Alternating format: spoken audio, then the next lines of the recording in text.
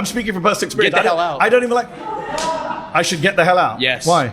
I don't want you here. Why? Because you come here and say all this bullshit Why? about how Americans are lazy. Why? You push your left-wing I never politics. said Americans are lazy. I don't know why you say this. I never said Americans are lazy. Yes, you are. The only person You're saying attacking immigrants people have is to you. come into this country so they can do jobs that we don't want to do. That's I never exactly said those what words. you said. When did I say it? Oh, really? When did I say it? We're So on YouTube. Guys watching on YouTube, rewind to the time where I said immigrants are doing jobs we don't want to do. When did I say those words? I'm saying that Donald Trump is defying the First Amendment, the Fourth Amendment, the Fifth Amendment, the 14th Amendment. He's thinking of defying the 12th and 22nd Amendments. You're saying you don't care about the Constitution, but actually you do because you quite like the Second Amendment. You just don't like the bits that you disagree with. Can I just be clear on that? Yeah, absolutely. Okay. I'm more than willing to amend it and include Whenever the it's in Second your Amendment. favor. Yeah, absolutely. Okay. So can Democrats do the same when they're in office? No, absolutely not. Because So you don't it's the believe in friend enemy. democracy? No, I don't. Absolutely not. What do you believe in? Autocracy. We may Stuff like have that, to which is rename bad, this show but- because you're a little bit more than a far-right Republican. Hey, what can I say? I think you could say I'm a fascist. Yeah, I am. Absolutely. I'm just checking who's clapping just to get my set of where everyone is on this. I am an immigrant. I'm speaking from personal... It's your boy Luck, man. I'm back again, tapping in. Staying swift to keep from getting swift. And today on the agenda, we got the MAGA cult. These people, they're autocrats, they're fascists, as you just heard. They don't believe in the Constitution as it was founded or the amendable procedures. They don't believe in checks and balances. And they don't even agree that they're in a cult. So I got some clips, and I got a MS Now video I'm going to react to. So let's get into it, man. I ain't got much to say right now. Let me spark my J. Because this finna be a wild one. It's finna be a wild one. We're going to see a lot of contradictions. We're going to see a lot of lashing out and a lot of chutting out. So let's see what we got on the agenda. Joining me now, Media Matters President Angela Corazon. Amanda Carpenter is still with me, along with political strategist and content creator Sawyer Hackett, and MS Now's David Noriega, who's been covering fractures in the MAGA movement in Trump's second term. Sawyer, I thought this was supposed to be a party for the country. Why does it seem like it's a party for him? Yeah, I think Tom Nichols had it exactly right there. I mean, I think great presidents would use this as an opportunity to unify the country and to elevate the country, really. And Donald Trump has clearly just using it to divide America and elevate himself. And it's really to his detriment because it's such an opportunity to kind of bring the country together behind kind of shared history, shared ideals. And instead, it just becomes a political rally. And like everything he touches, it just... So you're already setting the stage, right? But let's get some things understood. We knew it. We seen it. All the jokes people made. Oh, when Barack Obama get into office, they're going to be having cookouts and there's going to be basketball games on the White House lawn and all this goofy shit, right? He was going to turn this shit into a ghetto presidency. Meanwhile, the most ratchet, ghetto, trailer trash events we could ever see took place under Donald Trump. Monster truck rallies, motherfucking motocross, UFC, right? It's projection when we be hearing shit from these people. They be projecting what they would do in office, and they feel like you gonna do it. You gonna trash it. A complete hacky mess. I mean, the reflecting pool, the ballroom, Iran, everything he touches just completely turns into a cheap-looking mess. And that's exactly what you saw in that event. You have states pulling out of America's 250th anniversary celebration. You have big musical artists essentially conned into performing there, only to realize that this is going to be a MAGA rally. It's really just kind of a pathetic. It's a pathetic turn of events at what should be a rallying point for the country. I want to be clear, Amanda. It could be easy to act as though we're talking about like some groomzilla here who's gone too crazy on a party, but this ties back to all the democracy work that you were doing. He is trying to make the nation's capital, the country, in his image. Yeah, the capital belongs to us. It is for everyone. And the fact that he is doing a Trump MAGA rally on July 4th really puts... This fool Trump worse than a damn rapper. This nigga turned the July 4th into a MAGA rally. Yo, this is what rappers do. Rappers will do it. They'll stir controversy or some shit like that, make the news waves, and then they drop a mixtape. Like this nigga Trump is dropping a mixtape on July 4th because of the publicity of the holiday. He know people gonna be out and about ready to celebrate anyway. Nigga is a king grifter, man. And all these low IQ zealots that just fall in line. but then so quick to say, based on genetics, black people's IQ was just low, and we got no chance and no hope in the society, and we need to go back to Africa. But you niggas get so easily led astray. Into focus, but anyone that visits Washington, D.C. right now can see how it has changed. Yes, there's now a giant tarp over the Kennedy Center because he got his name stripped off, but he still put his name on it. He put his name on the Institute of Peace, which is right by that building. He has wrecked the reflecting pool, which is just around the road. You drive down Pennsylvania Avenue and you see federal buildings with his face and banners covering it. He wants to put that gaudy Arc de Trump, which I call the Ego Arch, in the middle of the view between Lincoln and the Arlington National Cemetery, which was designed so people could reflect on the Civil War and all the sacrifices that were made in this country to free it from slavery. And he wants to put himself in the middle of it. And none of this belongs to him. I mean, this is why it's such a gross abuse of power. It's not just, well, Trump is an egomaniac. None of it belongs to him. The capital city is ours. He did not get permission to do any of this.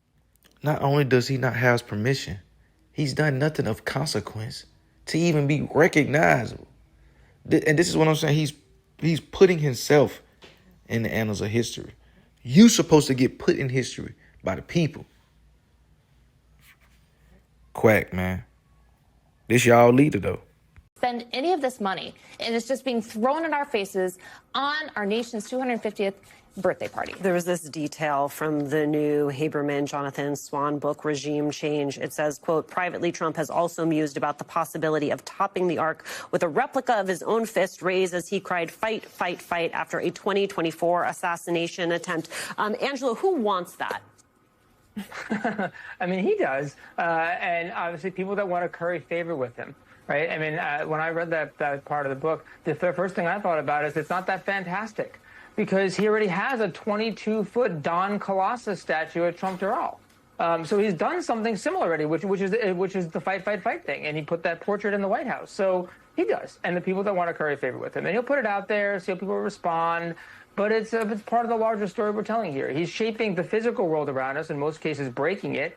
And we shouldn't lose sight of the fact that as much as he's breaking the world, D.C., these physical spaces, he's stamping all of our institutions as well and destroying them in the same way. They're just not physical, so you can't see them. But he's putting his stamp on all the things that sort of make America America. I ask the question, David, who is this for? Because I don't get it, to be frank, right? I don't see what the appeal is. I understand that there is a base of people who may find this appealing, but you've actually been speaking with former MAGA loyalists who are beginning to see the light. Yeah. So I found out that there was this support group, essentially, for people who have left MAGA. And it's called Leaving MAGA is the name of the support group. And I was initially a little bit skeptical because they talked about it in cult terms, right? They offer de-radicalization resources, therapy for them and family members, etc. And I've reported on cults before, and I thought it was important to make sure that we understand that, supporting Donald Trump is not, in fact, a cult. It is a political ideology. It's the dominant political ideology. Voting for Trump does not mean you're a member of a cult. Respectfully, everything you just said was a crock of shit. It's a crock of shit. You said it's not a cult. It's what the prevailing people. It's what the people wanted. This is what you said. Load the clips. Fuck it. Nah, fuck it. Fuck it. I often let this shit play through. Load the clips. Artist was selling art to foreign countries for $2-3 million, never did art in his life. That was a way to filter money in. That was just a different way to do it. So if you want to argue on that, let's grant that. Are you aware of the $1 billion deal that Trump did with, I believe it was Taiwan, for a Trump golf resort over there? In exchange, he lowered Taiwan's tariffs. There's not a thing you could say right now or do that's going to turn me against Trump. So it's Nothing. Okay if Joe Biden, let's say it is the case that Joe Biden, immorally got millions of dollars through Hunter Biden. Millions of dollars, okay, that's bad, sure. But if Trump gets a $1 billion deal and then uses his political power to lower tariffs on Taiwan, that's okay to you? See, it's different from my way of thinking because just as much as you hate the right or dislike, whatever word you guys want to use, sure, I'm that 100 times stronger towards the left. I just think they're lazy. I think there's nothing I like about him, and there's nothing I mean, conservatism is the only. I've only known that since I was knee high, and there's nothing. I mean, I understand, and I know everybody has an opinion, but like. The thing that you guys got to be prepared for, whatever side you stand for, is Republicans are going to be set in office now for probably the next 16 to 20 years. There's not going to be any chance. I mean, your guys' party is, if you're a Democrat, I don't know what you are, but your party is completely falling apart. And I mean, I totally disagree with that when you look at the polls. I think the Democrats, especially if you saw the special elections that we had in November, when we look at 2026, some things are going to keep going the way they are. It looks like it's going to be a blue tsunami. Do you know what Biden did when he was in office? Hey, what was that super contradictory thing that MAGA supports now that they said that they didn't support before? Oh, you mean how Trump criticized Obama for years for maybe going to war with Iran, and he said that he would never start any new wars, and then he just started a new war with Iran? No, the other thing. Oh, you mean how like they supported Charlie Kirk when he said that women shouldn't be single mothers, especially to boys, but then he died and now his wife is the single mother to boys? No, the other thing. Do you mean the fact that Trump and no one in his family has ever served in the military, but now they've started another war that is going to cause the death of thousands of Americans and create tons of single mothers? No, the other thing. You mean when Trump said that we needed ICE to deport the worst of the worst, and then he literally pardoned drug lords and murderers and actual child predators? No, the other thing. You mean like when Trump signed the Epstein Transparency Act, but now he and the DOJ have done everything they can to hide the information of all the people who actually committed crimes within the files, including President Trump himself, who was mentioned over 38,000 times, while also leaving the victims' information completely available? No, the other thing. You mean when Trump said he was going to lower the prices of groceries, rent, and gas, and all of those prices have gone up? No, the other thing. You mean when Trump said he was going to put a stop to the Ukrainian war on day one, and Putin has said explicitly that he has absolutely no plans on stopping the onslaught on the Ukrainian people? No, the other thing. You mean how Trump says that he cares really deeply about Americans, but he makes all of his super important announcements at 1 o'clock in the morning, which doesn't make sense to Americans, but it makes perfect sense for the people in Israel? No, how many contradictions can these people support? Do you mean when they said that the Second Amendment was your right to bear arms against an oppressive government, and then when an oppressive government killed a man who had the right to bear an arm, this is literally insanity. Well, then you're gonna have to be way more specific because they have absolutely lost it. You know what, boy, you met with these people. I met with a group of 5 of them. Where? In Fort Lauderdale, which is where the group is based. There are corners of MAGA that are, in fact, very cult-like. And we're talking about the way that Trump is reshaping the physical world. He has also completely reshaped the worldview of many people in this country in a way that is not concerned with empirical truth. No, he didn't. He didn't create nothing. What are you talking about, dude? This is what I'm saying. This guy, I don't trust this dude. His hairstyle, his glasses. I'm gonna look into his background. It's very deceptive. It's important to look at the research, but the narratives that are built out of the research data is what we question.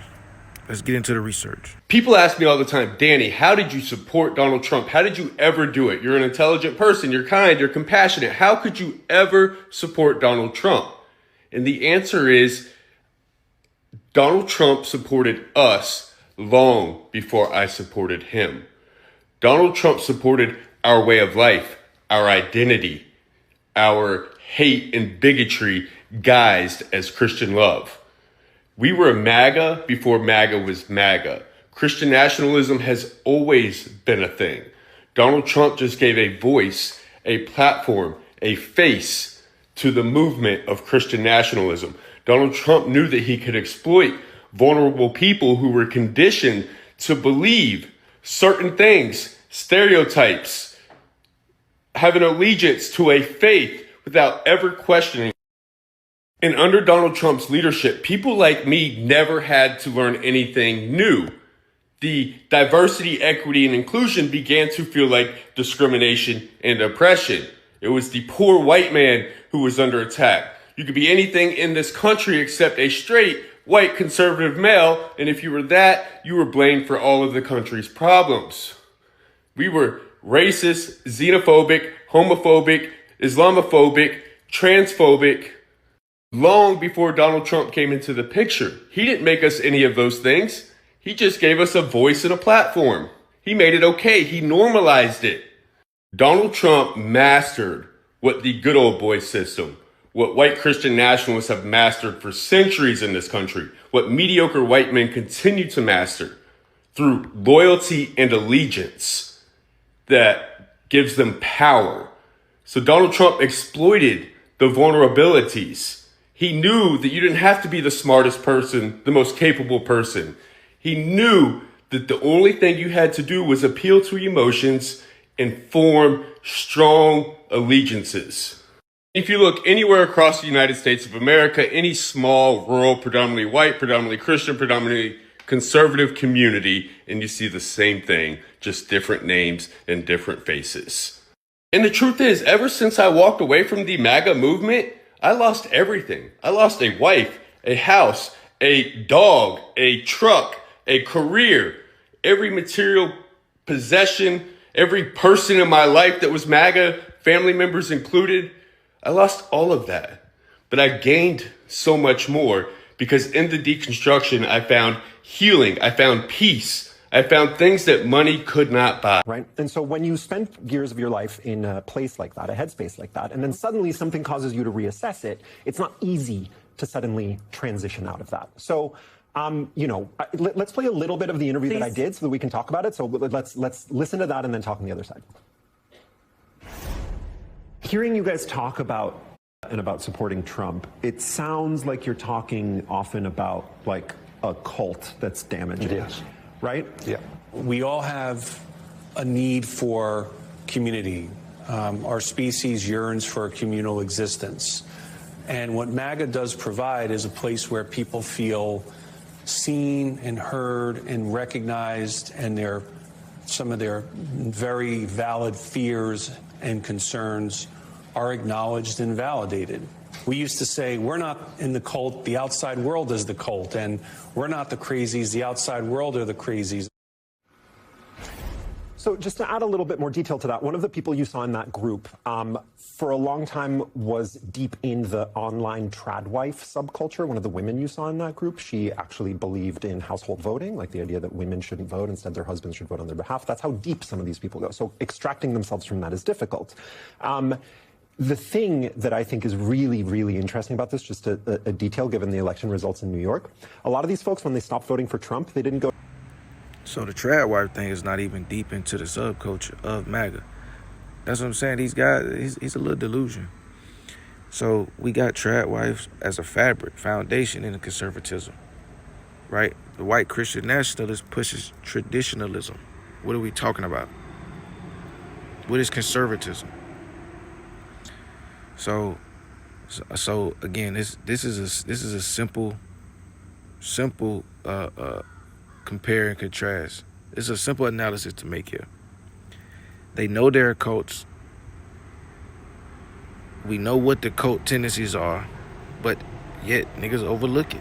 The guy said we told other people they was the cult. They was the ones that was and that's what they do. They say everything is Democrat. Oh, y'all niggas is voting for Democrats just because. Oh, all the blacks vote for Democrat. Like, they just talking point, buzzword cauldron, facilitated by these talking heads, right? That speak on the behalf of the Trump administration.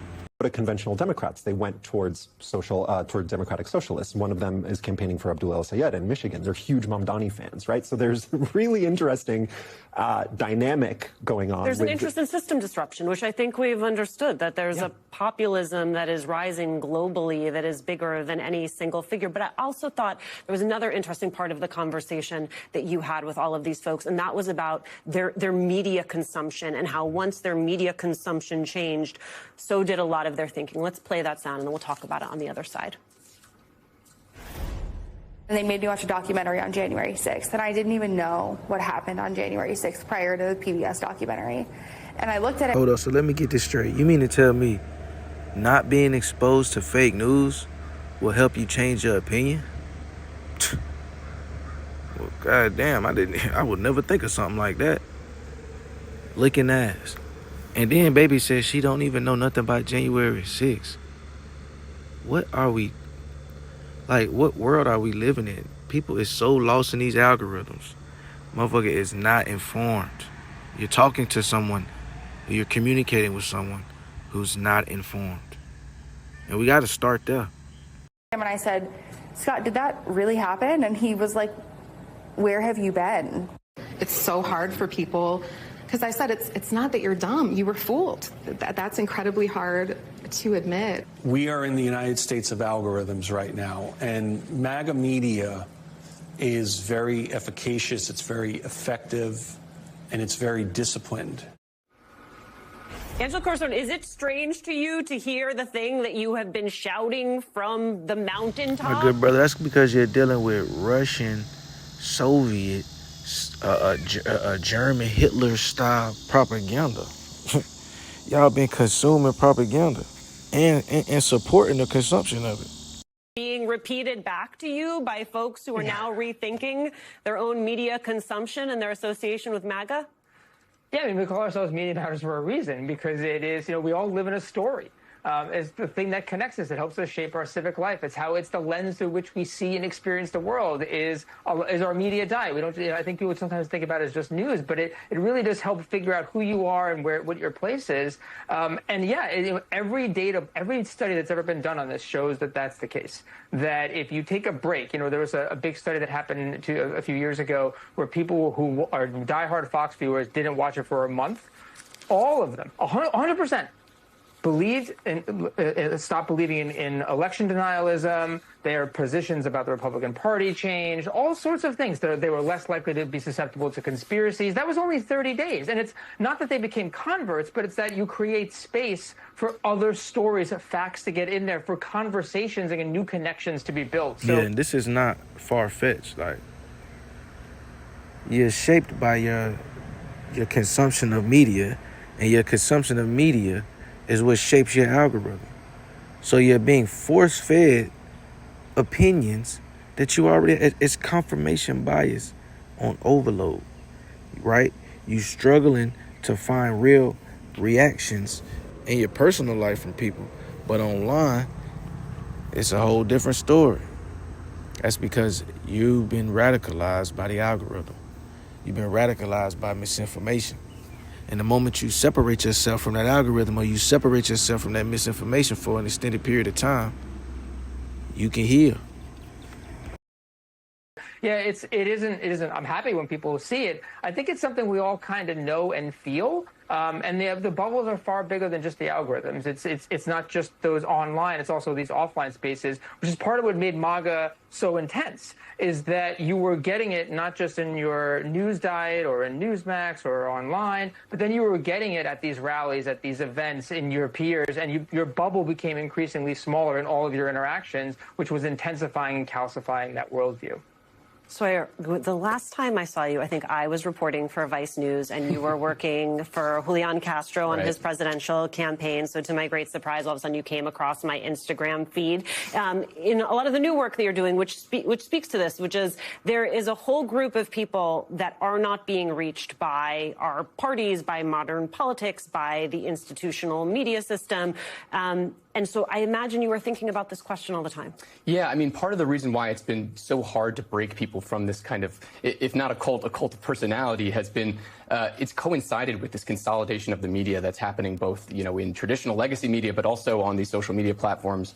And I think we underestimate the impact that guiding these algorithms to, everybody has their own algorithm. We open up our phones and it's specifically tailored to it. You build it brick by brick. They know I am a millennial mom. They know the things that get served to me. You wouldn't believe. I started making cooking content with politics because it was my way of kind of widening the circle of people who would take in the political commentary.